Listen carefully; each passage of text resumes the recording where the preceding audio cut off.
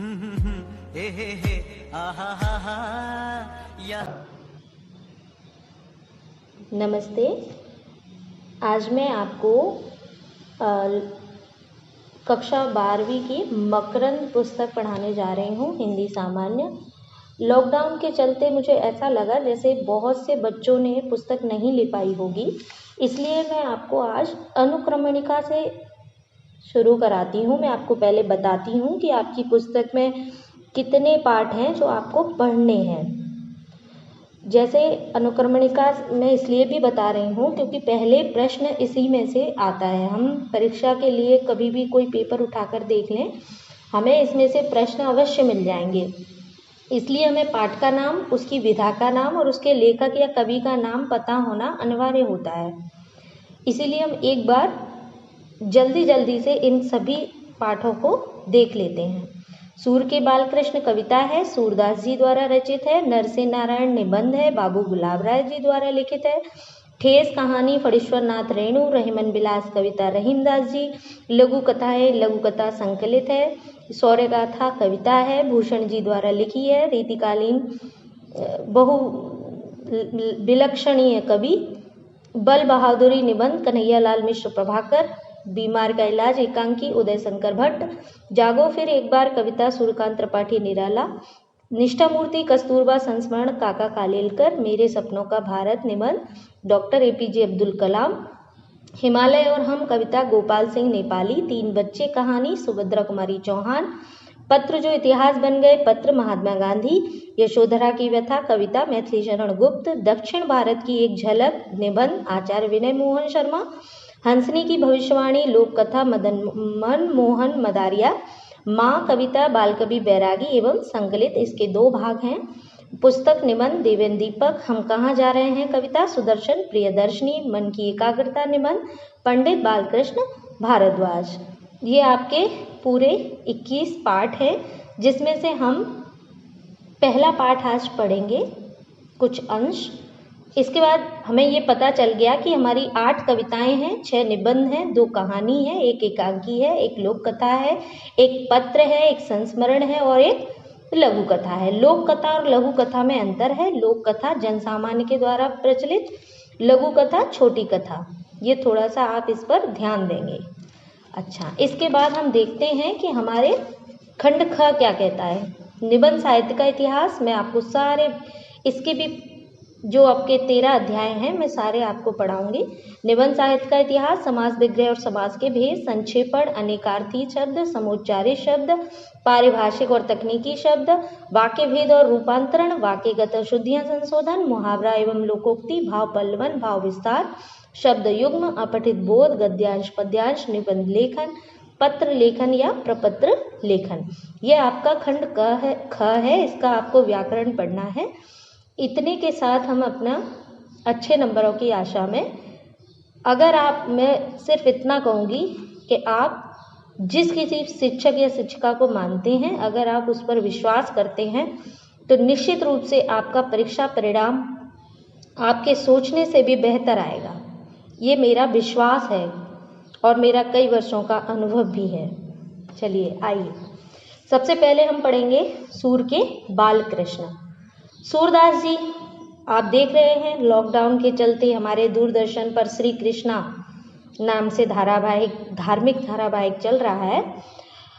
उसमें हमें सूरदास जी के श्री कृष्ण, जिन पर उन्होंने अनन्य भक्ति की थी और अपने आप को पूरी तरह से कृष्ण को समर्पित कर दिया था, ऐसे सूरदास जी हिंदी साहित्य के दैदीप्यमान सूर्य और बहुत ही प्रचलित लोक जन सामान्य के कल्याण करने वाले कवि सूरदास जी का परिचय, साधारण परिचय हम यहाँ से प्राप्त करेंगे। चलिए, सूरदास जी विट्ठलनाथ द्वारा स्थापित अष्टछाप के अग्रणी भक्त कवि थे। अब यहाँ पर विट्ठलनाथ द्वारा स्थापित अष्टछाप, अष्टछाप शब्द आपको सुनकर अजीब लग रहा होगा क्योंकि अभी से पहले ये पुस्तक में नहीं था। अष्टछाप का अर्थ ये था कि जब हिंदी में कृष्ण काव्य आया तो कृष्ण काव्य के अलग अलग संप्रदाय के कवियों का जन्म हुआ जो श्रेष्ठ गति से प्रसिद्ध हुए। उन्होंने कृष्ण के स्वरूप को अपने अपने ढंग से बताया, जिसमें से एक था अष्टछाप। अष्टछाप जो कि जिसके जो स्थापना की वो थे विठल नाथ जी, जिन्होंने 1565 ईस्वी में अष्टछाप की स्थापना की थी। अष्टछाप की स्थापना जब इन्होंने की तो इनके 4 शिष्य रहे, उसमें विठल नाथ जी के 4 शिष्य रहे, गोविंद स्वामी, नंददास, शीत स्वामी और चतुर्भुजदास। यहाँ पर हम अभी आगे पढ़ेंगे बल्लवाचार्य। बल्लवाचार्य जो हैं विठल नाथ जी और बल्लवाचार्य, इनके 4 शिष्य और इनके 4 शिष्य मिलाकर अष्ट यानी 8 शिष्यों की एक पूरी अग्रणी सूची बनाई गई थी, जिसमें बल्लवाचार्य के शिष्यों में सूरदास जी का नाम आता है। जैसे मैं बताती हूँ आपको, बल्लवाचार्य जी के शिष्य हुए कुम्भनदास, सूरदास, परमानंद दास, कृष्णदास। और विठल नाथ जी के शिष्य कौन थे? गोविंद स्वामी, नंद स्वामी, शीत स्वामी और चतुर्भुजदास। इसलिए इन दोनों के जो 4 शिष्य हुए उनसे मिलकर अष्टछाप की स्थापना हुई थी 1565 ईस्वी में। आगे देखते हैं। सूरदास जी विठल नाथ द्वारा स्थापित अष्टछाप के अग्रणी भक्त कवि थे। जनश्रुति के अनुसार, जनश्रुति लोगों के द्वारा सुनी हुई के अनुसार आपका जन्म दिल्ली के पास सीही ग्राम में वैशाख शुक्ल पंचमी विक्रम संवत 1535 सन 1478 अब आप में माना जाता है। अब आप सोच रहे होंगे विक्रम संवत सन इसका क्या है? मैं आपको अभी समझाऊंगी कि विक्रम संवत से सन कैसे निकालते हैं और सन से विक्रम संवत कैसे निकालते हैं। आगे देखें। आप वृंदावन के गऊ घाट पर जाकर रहने लगे थे, जहां वे भक्तिमय विनय के पद गाते थे, जिनमें दैन्य भाव, दीन भाव की प्रधानता थी। बल्लवाचार्य ने पुष्टि मार्ग में दीक्षित किया था। अब आपने जैसे अभी अष्टछाप को समझा था, वैसे ही जल्दी से मैं आपको पुष्टि मार्ग भी बताती हूँ। पुष्टि मार्ग का अर्थ होता है पोषण। पुष्टि का अर्थ होता है पोषण, पोषण करने वाला रास्ता। जब यहाँ देखें, पुष्टि मार्ग माने पोषण। पोषण का अर्थ हुआ अनुग्रह या भगवान की कृपा। जैसे हम अपने आप को ईश्वर पर पूरी तरह से छोड़ दें। जैसे बिल्ली या बंदर का बच्चा क्या करता है? अपने आप को माँ के ऊपर छोड़ देता है। माँ स्वयं ही उसका पालन पोषण करती है, स्वयं ही उसे अच्छा रास्ता दिखाती है। बिल्कुल उसी प्रकार से पुष्टि मार्ग का अर्थ है भगवान की कृपा। और पुष्टि मार्ग के भक्त अपने आप को पूरी तरह से भगवान पर छोड़ देते थे, और जो भगवान के आश्रम में जाता है उसका तो कल्याण ही है। चलिए वापस आइए। बल्लवाचार्य ने पुष्टि मार्ग में दीक्षित किया और भगवत लीला से परिचय कराया। बल्लवाचार्य के आदेश से आप गोकुल में श्रीनाथ जी के मंदिर में कीर्तन करने लगे और आजन्म वहां रहे। विक्रम संवत 1642 में आपका देहावसान हो गया। जनश्रुति के आधार पर सूरदास जी को जन्मांध माना जाता है। आप ये सन अगर कहीं अलग पाएं तो आप अपनी पुस्तक का ही लिखें परीक्षा में, ऐसा आप थोड़ा विचार करें। आप बहुश्रुत अनुभव संपन्न, विवेकशील और संवेदनशील व्यक्तित्व के धनी थे। सूरसागर आपकी प्रमुख रचना है। इसके अतिरिक्त सूरसारावली और साहित्य लहरी, ये आपको एक गीत की तरह याद रखना है हमेशा। सूरसागर, सूरसारावली और साहित्य लहरी, ये ही इनके 3 नाम हैं।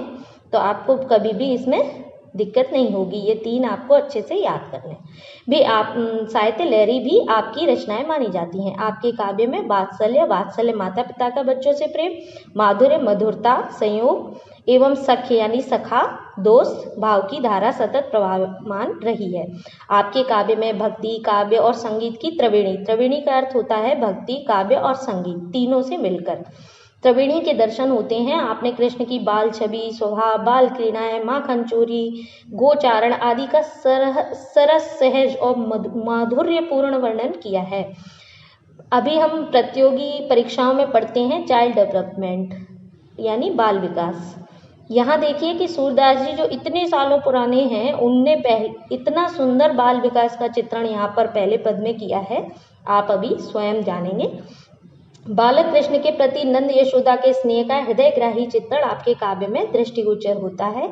आपका वात्सल्य वर्णन विश्व साहित्य की अमूल्य निधि है। आपने ब्रज भाषा को सौष्ठव और लालित्यता प्रदान की है। आपकी भाषा में लोकोक्ति और मुहावरों का सहज प्रयोग हुआ है। हिंदी साहित्याकाश में आप सदा सूर्य के समान प्रकाशमान रहेंगे। सूर्य के समान प्रकाशमान तो हम आज ही परिचित हैं, इतने सालों बाद भी हम इन कवि को बड़ी श्रद्धा से पढ़ते हैं। चलिए सबसे पहले हम देखेंगे केंद्रीय भाव। जो हम पहला पद आज पढ़ने जा रहे हैं, हम उतना केंद्रीय भाव पहले समझेंगे। प्रस्तुत पदों में माँ की शिशुपरक अभिलाषा का चित्रण किया गया है। जो माँ ने अपने शिशु के प्रति कुछ अभिलाषाएं की हैं उसका चित्रण है। माँ यशोदा चाहती हैं कि कब कृष्ण घुटनों के बल चले, कब वे तोतली बोली में उन्हें संबोधित करें, कब वे अपनी माँ से हठ ठाने, कब अपनी मधुर हंसी बिखेरें। माँ की ये आकांक्षाएं शिशु की भावभंगिताओं चेष्टाओं द्वारा वत्सल भाव से प्रेरित है। वत्सल भाव माने वात्सल्य रस। अब आप यहाँ पर ध्यान देना बच्चों, बहुत ही तन्मयता से आप पढ़ेंगे तो मेरा पूरा विश्वास है कि आपको कहीं भी कुछ भी पढ़ने की आवश्यकता नहीं होगी, ऐसा मैं केवल विश्वास रखती हूँ। अच्छा, इसके बाद देखेंगे हमारा ये पहला पद है। आज हम पहला पद पर विशेष ध्यान देंगे, ठीक है। यहाँ पहले पद को पढ़ने से पहले हम जीवन परिचय पर थोड़ी बिंदुओं पर प्रकाश डालते हैं और उसके शब्दार्थ जान लेते हैं। उसके बाद हम पहला पद भी पढ़ेंगे। यहाँ देखें आप, सूर्य के बालकृष्ण, पाठ 1 कवि परिचय। यहाँ ध्यान देंगे सब। कवि परिचय। जन्म, यहाँ देखें, जन्म विक्रम संवत 1535 1478। ये ईस्वी है, सन है। अभी बताती हूँ मैं आपको कि ये कैसे निकाले जाते हैं। मृत्यु विक्रम संवत 1642। रचनाओं पर अभी हमने पढ़ा एक बार फिर। सुरसारावली साहित्य लहरी, एकदम आप इसे अच्छी तरीके से समझ लीजिए। हम यहाँ देख रहे हैं कि विक्रम संवत और ईस्वी का क्या है, जरा देखें ये क्यों दो चीजें एक साथ हैं। यहाँ ध्यान दीजिए, जब हम विक्रम संवत में से 57 यानी 57 को घटाते हैं तो सन निकल आता है, और सन में अगर 57 जोड़ देते हैं तो विक्रम संवत निकल आता है। अगर आपको इसकी पुष्टि करनी है तो थोड़ा सा आप स्वयं ही बच्चों एक चीज़ और मैं कहना चाहती हूँ, जब भी आप मेरी वीडियो देखते हैं, जब भी आप इससे पढ़ने का प्रयास करते हैं तो मुझे बहुत अच्छा लगेगा। यदि किसी के पास पुस्तक है तो पुस्तक रखिए, अगर आपको पुस्तक नहीं है आपके पास तो एक कॉपी और पेन लीजिए, उस पर ये आप लिखते जाइए, आपको बहुत लाभ होगा। तो ये हम देखेंगे तो आप इस पर क्या करेंगे, आप यहाँ पर 1535 में से 57 माइनस कीजिए तो आप देखेंगे कि 1478 आपको प्राप्त हो जाएगा, जिससे आपको ये 2 फॉर्मूले मैंने बनाए हैं। आप इन सूत्रों पर काम करेंगे तो आप हमेशा विक्रम संवत और सन निकालने में सक्षम हो जाएंगे। चलिए आप मुझे कमेंट करके बताइए ज़रूर कि अब कौन सा विक्रम संवत चल रहा है आज के समय में, ठीक है। आप इसको मुझे बताएंगे, ये आपको मैंने काम दिया है। चलिए आप इधर देखिए, शब्दार्थ पढ़ने से हमने जो पद पढ़ना है उससे पहले हम शब्दार्थ पर थोड़ी सी दृष्टि डालेंगे। हमारा पद बहुत सरल है, इसमें शब्दार्थ भी बहुत सरल है। मैंने बहुत सारे शब्दार्थ उसमें देखे, लेकिन मुझे उम्मीद है कि आप भी उसे परिचित हैं, फिर भी मैं एक बार बताती हूँ। जसुमती माँ यशोदा, द्वेक 2, तोतरे तोतला, झरे निकले, गहे पकड़कर, काज काम, अंधवाए आंधी, अतही अत्यधिक। ये आपके शब्दार्थ हैं। एक बार इन्हें थोड़ा सा आप समझ लेंगे तो आपको पद पढ़ने में कोई भी दिक्कत नहीं होगी। चलिए अब आप पहले पद पर आइए। बहुत ही अच्छा पद, और मैं हमेशा कहती हूँ कि पहले कभी भी इसका अर्थ करने से पहले हमें एक बार उस पूरे को एक साथ पढ़ना चाहिए, जिससे हमें 10% का अर्थ समझ में आ जाता है। ऐसा मैं अपने बच्चों से हमेशा कहती हूँ। चलिए सुनिए। जसुमत मन अभिलाष करे, कब मेरो लाल घुटुअन रेंगे, कब धरनी पग द्वेक धरे, कब द्वे दांत दूध के देखो, कब तोतरे मुख बचन झरे, कब नंदही बाबा कहे बोले, कब जननी कहे मोहि रे, कब मेरो अचरा गहे मोहन जोय सोए कही मूसो झगरे। कब धो तनक तनक कचुखे हैं अपने कर सो मुख ही भरे। कब हंसी बात कहे गो मूसो जा छबिते दुख दूर हरे। श्याम अकेले आंगन ठाड़े आप गई कछु काज धरे। इति अंतर अधवाए उठ्यो एक गरजत गगन सहित घगरे। सूरदास ब्रज लोग सुनत धुनि जो जह तह सब अतहि डरे। बहुत ही सुंदर पद है और इसे पढ़ने में मुझे बहुत आनंद आता है। मुझे ये पद बहुत अच्छा लगता है। देखें जरा, अब इसका हम अर्थ देखेंगे। बहुत ध्यान से सुनेंगे, आपको एक बार में ही समझ में आ जाएगा। मैं इसे बहुत सरल बनाने की कोशिश करूंगी। देखें, जसुमति माने अभिलाष करे। यहाँ जसुमति मैंने अभी बताया, जसुमति माने यशोदा माता। यशोदा माता का मन अभिलाषा करता है। अभिलाषा माने इच्छा, इच्छा करता है। क्या इच्छा करता है? कब मेरो लाल घुटुअन रहेंगे कब धरनी पग द्वेख धरे। यशोदा माता भी कम नहीं है। जब उन्होंने ऐसी लालसा रखी और जैसे ही कृष्ण बड़े हो गए तो उन्होंने उनकी हर इच्छा को पूरा कर दिया। मुँह से झगरे, मुँह से रहे, सारी इच्छाओं को पूरा कर दिया। खूब परेशान किया यशोदा माँ को। कब मेरो लाल घुटुअन रहेंगे कब धरनी पग द्वेख धरे। क्या कह रही है माता? कब मेरा लाल, मेरा बालक कृष्ण घुटुअन के बल रहेंगेगा, कब वो धरती पर दोनों पैरों को धरेगा। कब द्वै दांत दूध के देखूं, कब मैं उसके दो दांत दूध के देखूंगी। कब तोतरे मुख बचन झरे, कब उसके मुख से मैं तोतली भाषा के वचन सुनूंगी। कब नंदई बाबा कहे बोले, कब वह नंद बाबा कहकर पुकारेगा।